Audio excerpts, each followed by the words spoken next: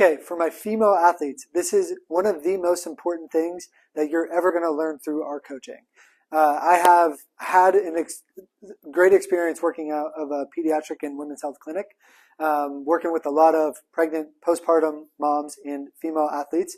And through that experience, I've learned so much when it comes to the female hormone cycle, so much that I know more than my wife about what phase of the cycle she's in and what intensities she's able to give within those phases. And so I want to run through this real quick with you so that you understand what amount of intensity that you can give specific to you and where you're at in your cycle. If you don't have a cycle, we can actually talk about that later.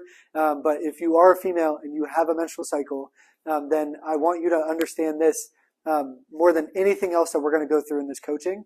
And this is a really good segue from talking about tempo and RPE and RIR, because we can use those numbers to help us understand, what intensities we're able to give within that, so that we're respecting physiology of our body. So the 4 phases of the cycle are going to be starting with phase 1, or releasing. So this is your bleeding phase. During that phase, I want you to have quality of movement. I want you to be flowing at an RPE at about 6 or 7 out of 10. So this is real dialed back in terms of load and intensity, and you're just feeling out the movements and making sure that you're doing everything as in an ideal way as possible. This isn't the phase that I want you pushing it, because you're already releasing so much in this phase of the 28 or so day cycle that you have. And so let's respect that and just dial it back just a little bit, and just give an RPE of around 6 or 7 out of 10. Phase 2 is building. So this is your follicular phase, where you're building up to ovulation. During this phase, we can give a little bit more intensity and just be a little bit more moderate in the exercises that we're doing. And so your RPE can be around 7 or 8 out of 10, but we're not trying to push towards failure because we're not quite ready yet from a hormonal perspective and energy perspective to do that.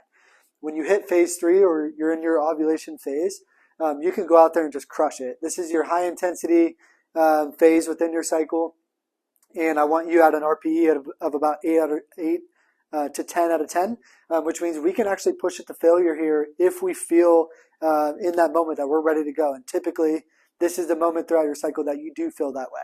And then after ovulation, you're going to go through your luteal phase, or the phase 4 of your cycle, where things are starting to wind down. And in this phase before bleeding, this is typically from a hormonal perspective where inflammation is a little bit higher. So this is more moderate to light intensity of exercises.